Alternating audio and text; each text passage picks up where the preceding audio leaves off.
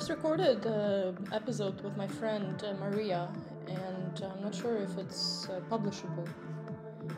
Sometimes I share things online knowing that I'll publish them and still feel a little bit maybe not, you know? And just considering the fact that I kind of was stuck in the same screen, that means that I was totally, you know, like in it, channeling. Maybe that means that I'm not supposed to publish it in the end of the day. And that's very sad, because the kind of data that came from there, guys, this is trash music. Why would you even... I really wish I liked this kind of stuff, but this is such trash. Guys, please don't create trash music. It's so bad for us as humanity. To people to look past gender or look past race or look past this or look past that, or to not cancel or to not discriminate online. God, people cancel Instead, so much. we make it impossible for people to do that by taking away that kind of information entirely with realistic AI avatars and with fully functional pseudonyms. And, you know, I gave this talk actually 18 months ago, like a V1 of it. And there were certain things I speculated on that I said, you know, were coming, and I didn't know when, but they were going to come. And now they're here, important pieces, not just the remote economy, which obviously has accelerated a lot post-COVID, but also things like AI avatars, Epic's MetaHuman, which I'm going to show off, and then BitClout, which is actually a very important thing, which is a decentralized Twitter, which is something I had sort of speculated on, that if it existed, then we could build these subroutines, but now it exists, and it's been open source as of just a few days ago. And so a lot of this stuff is even more relevant than it was, I think, 18 months ago. So without further ado, let me jump in. And please stop me anytime if you have any questions. I'm happy to answer them. And Jerry, just gesticulate if my audio cuts out or something like that, so because I can see you. All right, great. So what is pseudonymity? Why is pseudonymous economy? How might it work? And how could we build it? So first, very importantly, pseudonymity is not anonymity. Let's distinguish real names, pseudonyms, and anonyms, right? Real name, you know, Mark Zuckerberg. You know, a pseudonym is a persistent name like Sad Capitals fan or Comfortably Smug. And an anonym is like a 4chan anon, where there's no tracing across interactions. A pseudonym, crucially, can have reputation, it can have metadata associated with it. An anon is not persistent at all. And so 4chan is anonymous, but Reddit and some of Twitter is pseudonymous. Facebook historically used to be entirely a quote real name. And the pseudonymous economy is really about pseudonyms, not anonyms, so they're often conflated. And as I'll get to, pseudonyms are actually not just as important as decentralization, they're actually a form of decentralization itself, because another name for a real name is a fiat name or a legal name or a state name or a social security name, because it's an official name registered with the state. Whereas a pseudonym is something that you register on your own on any computer network or just make it up yourself. So it's a decentralized name as opposed to a centralized name. So that's why I say pseudonymity is as important as decentralization. Satoshi's pseudonymity was as important as Bitcoin's decentralization, because here's the Bitcoin network, here's the person. They couldn't, you know, shut down any individual node in the network to shut the whole thing down, but they also couldn't go and find the person. They were, you know, pseudonymous. They couldn't map of the billions of humans. They couldn't find the one that it maps to shut that person down either. They couldn't play either the man or the ball. So it was as important as decentralization, and it's underappreciated in my view and under-theorized, and it's also under-advocated. And I think that through a combination of both technical and cultural / legal / social changes, we can essentially arrive at a new equilibrium, a post-internet equilibrium, where we're not using real names or legal names or fiat names for the internet, but mainly pseudonyms, as I'll get to. So now, a critical concept is that pseudonymity is a continuum. So there's this concept of 33 bits, which is by my, you know, sort of, you know, kind of cognate or evil twin, Arvind Narayanan, very smart guy at Princeton, who is as intent on sort of de-anonymization and state control as I am on decentralization and pseudonymity. But to him, he's got this concept of 33 bits, which basically says, there's about 7.5 billion people in the world, which means that 33 independent bits of information would allow you to index 8.6 billion people. Therefore, with 33 independent bits of information, you could identify any person in the world, right? Now, just to make that more clear, with Twitter MAUs, there's 330 million of them, so it's about 28 bits of information. Verifieds, there's 330,000, so it's 18 bits of information. So essentially, a bit of information is like, are you male or female, right? Roughly, that gives you 1 bit of information worldwide. Another bit of information might be, okay, if male or female, then divide that further in half and then in half again, right? So getting an independent bit of information is not that easy to get, but this is a way to quantify your degree of anonymity or pseudonymity, right?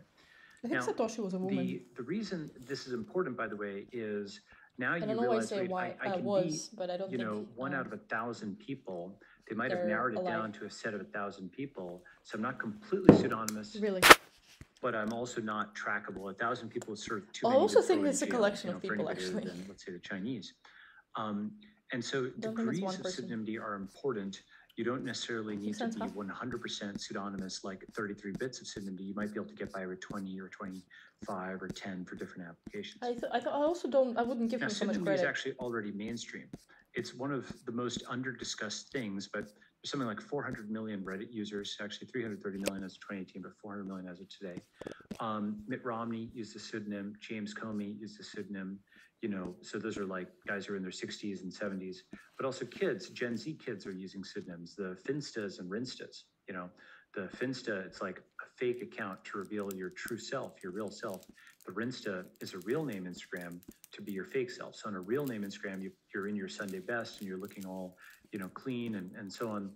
And on the Finsta, it's under a search-resistant identity, and the kid is looking, more realistic. They're with their friends doing drugs or whatever it is the kids do these days. And so the point is that pseudonymy is already actually mainstream. Hundreds of millions of people have persistent pseudonyms. It goes from the most junior to the most senior levels of society, yet it's under discussed. Pseudonymity is, I believe, where society is going. If you look at, for example, the tooling in Gmail, in Twitter, I definitely get my furniture from this applications place. have multiple account support. This was Looks initially developed in order for people to be able to They can run ship it to both their personal Poppers. account and a corporate account. But now it's something where people routinely split personal accounts, I work dare you. accounts, pseudonyms, this account, that account. So it's being driven technologically, but it's also driven actually by policy. As you may know, like there's many job interview questions that are illegal. You can't ask somebody's country of national origin or about their disability status, when your last their name is religion, literally their gender. telling you where Those are you're all from. questions you can't ask in a job interview. And there's other things like ban the box and so on. So hiring practices are moving in the direction of only asking work-related questions. And a third driver of this is social mob attacks, cancellation, discrimination, all this type of stuff that happens with social media. And then, of course, remote and crypto, as I'll get to, are also driving pseudonymity. So this is actually where society is going. And, so you might say, okay, well, then why a pseudonymous economy, though, right? So the key concept is that pseudonymity allows freedom after speech, right? So, this is an old joke from Yakov Smirnov, right? In Soviet Russia, we too have freedom of speech, but in America, you have freedom after speech, right? And that's actually not that funny a joke anymore. That's from the 80s. Haha, after I say something, I'm still around. Actually, well, you might get mobbed on social media. This, by the way, I think is why people actually rationally, had a fear of stage fright, like why they were afraid of public speaking.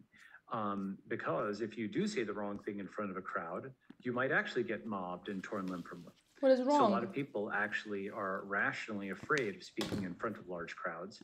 And Twitter has sort of shown that that fear is not completely unfounded. And so social media mobs are now routine. Everybody's a journalist, everybody's a public figure. Everybody can go after anybody. And the thing about this is, negative press of this kind is basically an attack on your social network. When, here's your friends over here, just in this example, the Wall Street Journal, goes to all the red nodes and says that this person is now bad. And their social network supply chain is then disrupted because what happens is after that attack, this guy breaks the connection, he quits, this guy pulls the investment, and she goes to the minimum contractually obligated. right? She still stays, with this person's company, let's say, but goes to the minimum contractuality. These two people don't care. They might even pull closer. But, the point is that when this kind of thing happens, when someone puts in a hit on your real name like this, it can actually cause you real damage. This is now true not just for the journal, but for anybody. However, if they just go and denounce a pseudonym, now the man walks unscathed, right? These people don't get the software update pushed to them. They don't know that this person is actually this evil person over here. And so you've got yourself protected, right? And in this fashion, like if you saw the episode with Antonio Garcia Martinez recently, you might write under this pseudonym and you work under this one, and you air gap your personas. You have your earning name and your writing name and your legal name. And you might have 3 or you might have 50 of these names, and you kind of separate them out, just like you have a credit card and you have a bank account and you have this and you have that, right? And so what this does is basically it avoids putting all your eggs in one basket. I don't like this. The very important concept is if your bank account is your stored wealth, your real name is your stored reputation. Opa. You go and you build up your bank account. This evolution of California's counterculture toward a libertarian digital Darwinism was not isolated to the West Coast. It was just a small facet of a much larger trend catching hold in the United States at the end of the 70s. A new paradigm that bloomed across the length of the continent. The free market enables people to go into any industry they want, to trade with whomever they want. If they fail, they bear the cost. If they succeed, they get the benefit. As massive inflation loomed in the 1970s, a cadre of free market libertarians, financed by business groups like the Chamber of Commerce and the Business Roundtable, were on the attack, dominating the public conversation for the first time since the Great Depression and the labor-friendly, anti-monopoly New Deal of the 1990s was towards the shareholders, not the workers, consumers, communities, or countries in which they acquire Atari. He saw an opportunity to finally realize his first and dearest dream, which had been swamped with debt from the leveraged buyout.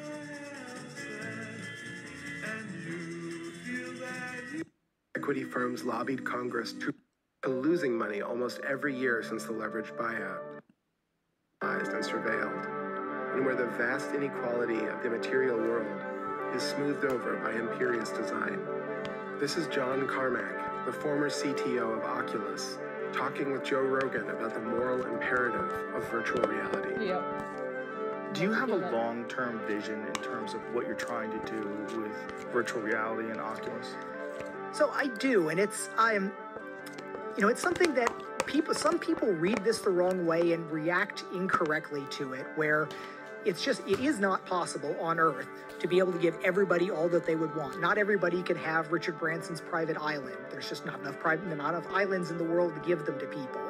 But even on a much more mundane level, not everyone can have a mansion of a house. Not everyone can even necessarily have a home theater room. And these are things that we can simulate to some degree in virtual reality. It's not true. Virtual reality is not going to replace any of that. In 2020, in response to intense lobbying by private equity, President Trump's Labor Department issued a ruling giving private equity firms access to the money held in 401k retirement accounts, putting even more capital at the...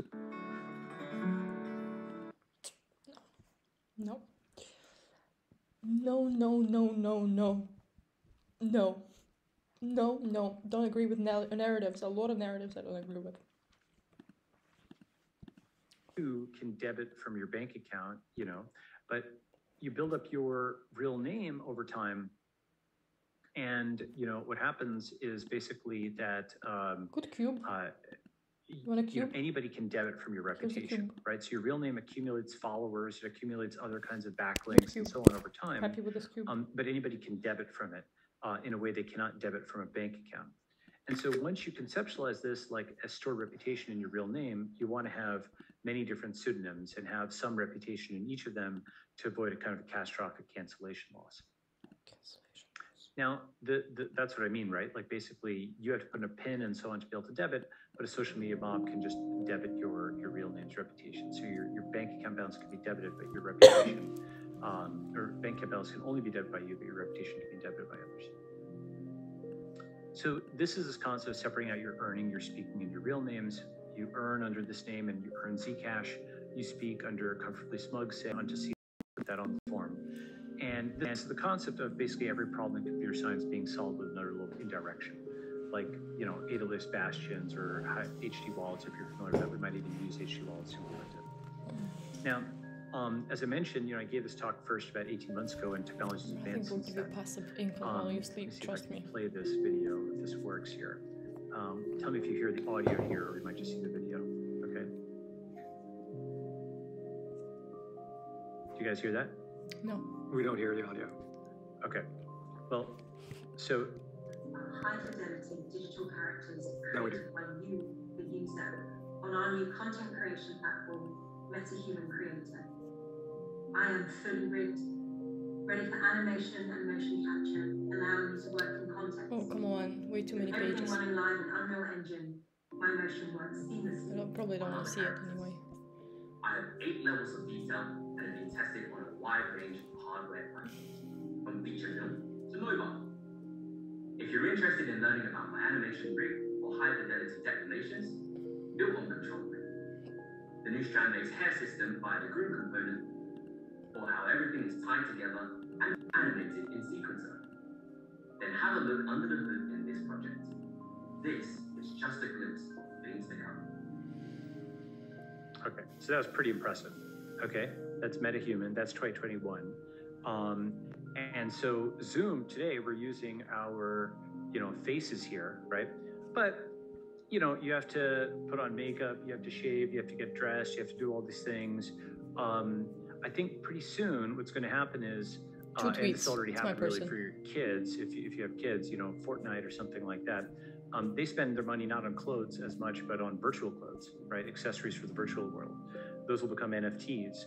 And by 2030, if not sooner, you may not use your real face, voice, or even language or accent online. You might be able to speak in Chinese and so on and so forth.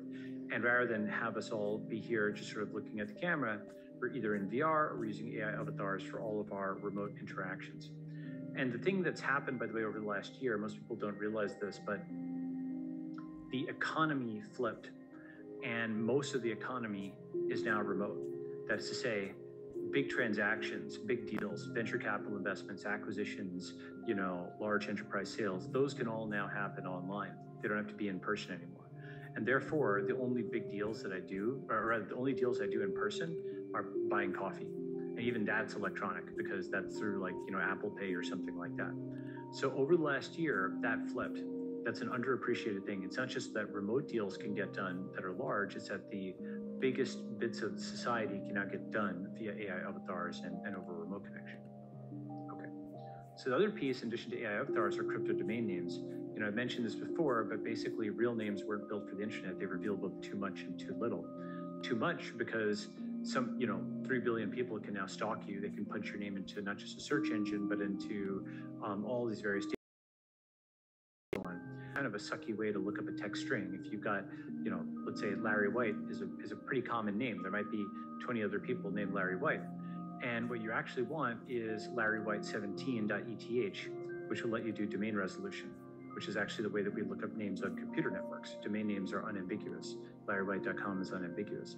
And larrywhite.eth or larrywhite17.eth would be unambiguous, where you could attach metadata to it. And essentially ENS is, or something like it, like a ZNS, like a zero knowledge version that has more privacy. But ENS collapses concepts from usernames, domain names, real names, payment handles, login mechanisms, and more into just one thing. And yeah, probably look, you don't in the want not me to too go distant to future, I'm Discord, just like, going to be going please. by balajies.eth everywhere, like an adult name change. And I think that's one of the things that we want to make possible legally, is to make it very easy to change your name to a domain name. Like soldierboytellhim.com, if you guys remember him, the rapper, was actually, I think, a pioneer. Because if the only thing people know about you is jerrybrito.com or, you know, jimpearson.eth, that actually gives them a lot of information. They can pay you with that. They can look up your website with that. They can look up maybe files associated with you that you've made public with that. They can, send you encrypted messages. They know that, if you want to, you can reveal like what jobs you've worked at that name and so on and so forth, because your transaction history is there, what tasks you've completed, what, crypto you hold, like you're a Bitcoiner or an Ethereumer or what have you. Actually, it collapses lots and lots of things into one thing that's just like a text string, because it's very memorable. You can remember it. Domain names are meant to be remembered. But crypto domain names are better than real names because they reveal exactly what you want to reveal and no more. People can't just stalk you with it. They can't find out your location. They can't find out anything else other than that you've chosen to associate with that crypto domain name. So it's not just the pseudonymous economy, it's also the Ethereum pseudonym. Like, what pseudonym should you choose? Not Farfig Newton 23, not just some random Reddit username, but a crypto domain name, I think is going to be what we're going to converge on in terms of pseudonym. Extra.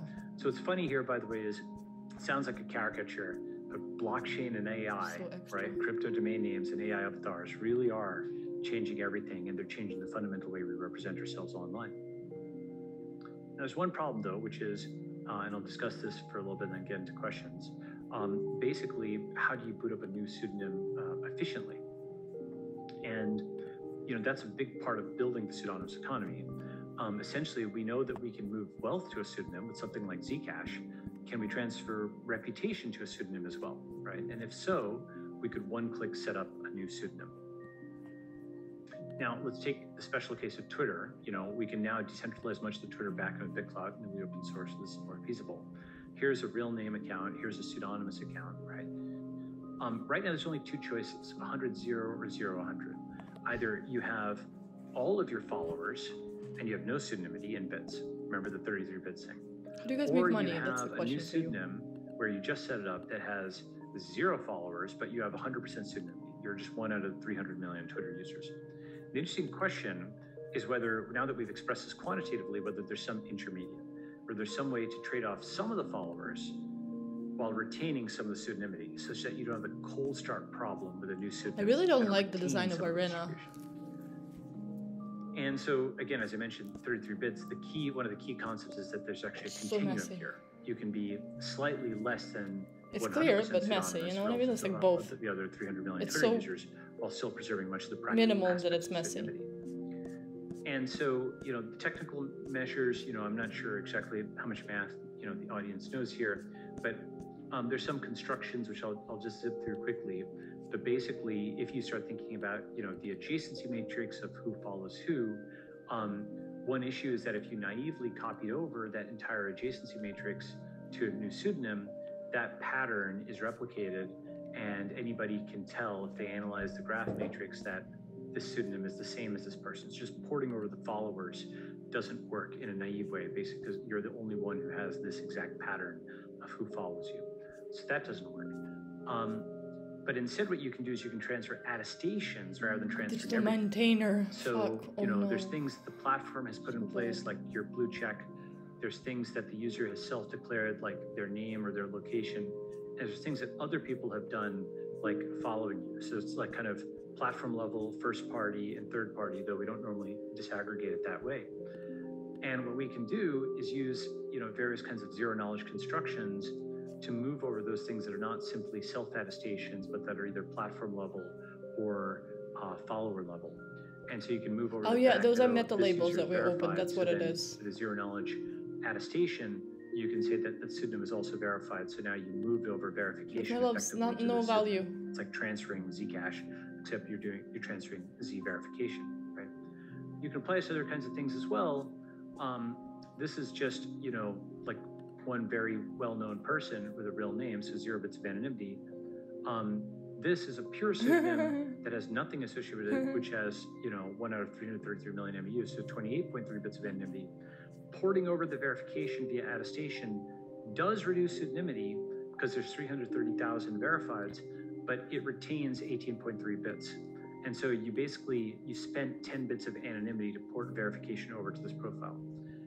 Now, that's actually good because, verification is a sign of notability. This is now much more valuable to follow a pseudonym than just some random one. right? It's a blue check pseudonym, which seems like a contradiction in terms. And what you can do is essentially have something where you port over other attestations, like more than 100K followers or followed by Jack and so on and so forth. And every such attestation that you port over drops some degree of pseudonymity, but it will potentially increase The your fuck is that? How Everyone is has it a increase point of view, it's not distribution? luxury. How do we ensure that folks still follow? Well, there's various constructions. People put words together that doesn't make sense, and they put it on these websites, and then you're supposed to be like looking at them. Guys, auto-follow somebody if they're verified, auto-follow don't. if they've got greater than 10,000 followers, auto-follow if Jack follows, there's certain notability criteria, and so then your pseudonym gets auto-followed by these people because, you know, if you have a verification flag, they're going to follow you, right? So you don't move over all of the followers, but you move over those that have that auto-follow flag set up, okay? This is one approach. There are others, but the general concept now is you can we've have become a trade-off way too here where you fractionalized. sacrifice some pseudonymity and retain some distribution in return. So let's say 150,000 have auto-follow for verification on. As I said, there's other ways of doing this, but the critical concept is this chart where you start thinking, how do I boot up a pseudonym, not just in terms of Zcash and in terms of wealth, but in terms of reputation. As I said, a lot of this is now more feasible now that BitClout is out, now that MetaHuman is out, Zero Knowledge has advanced, a lot of stuff has advanced for the last 18 months. And so we can, once we have this trade-off over here, we can start thinking of pseudonyms as becoming more useful because you just boot them up and, you know, have them have, you know, have some of your previous profile, you know, getting some value here. So you move now wealth and reputation to a pseudonym. This allows people to shield themselves against attack by separating their earnings, speaking, and real names, but moving assets back and forth between them in privacy-preserving ways. And you can do simulations, by the way, to say, hey, if I were to move this asset, how much pseudonymity do I give up? Okay, now I'm only one of 50 people. That might be too little. Somebody could guess who I am. Okay, I'm not going to do it, right? So you can do predictive reduction in pseudonymity, basically quantify your reduction in privacy. So next steps, crypto domain names, you know, AI avatars, Zero Knowledge are all advanced. BitClout is now live, so we can implement it there. Just in summary, what is pseudonymity? It's something in between real names and anonyms. It's actually very popular. Why a pseudonymous economy? Because it prevents both discrimination and cancellation. How might it work? Separate out your earnings, speaking, and real names. How might we build it? Move anonymity, or rather move reputation to a pseudonym. Of course you're interested in my While background, sacrificing everyone some is. pseudonymity, but not all. And maybe build into something like BitClout, which is actually now the decentralized Twitter, open source Twitter that we wanted for a long time. So thank you very much. And that's my BitClout over there. Go sign up on that. It's pretty cool. BitClout is not cool. I don't